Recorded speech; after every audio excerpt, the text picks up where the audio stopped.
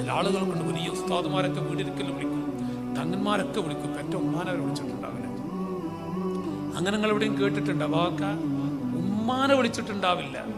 അല്ലോ 10-16 കൊല്ലം ഉമ്മയോട് മിണ്ടാതെ നടന്നിട്ട് ഒരുത്തൻ അമ്മായിമ്മയും അമ്മോഷനൊക്കെ വിളിച്ച് ഒരു വീടുദ്ഘാടനം നടന്നു നമ്മുടെ നാട്ടിൽ.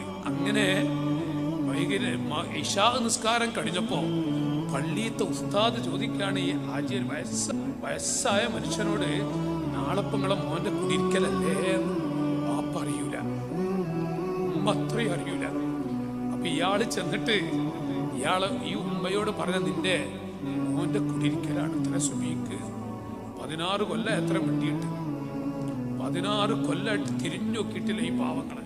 അവസാനം ഈ ഉമ്മ പറയാണ്, ഇത്ര സുബീക്ക് നമുക്ക് പോകണ്ട. അപ്പൊ ഇയാള് പറയും, നീ പോയാൽ നിന്നെ അടിച്ച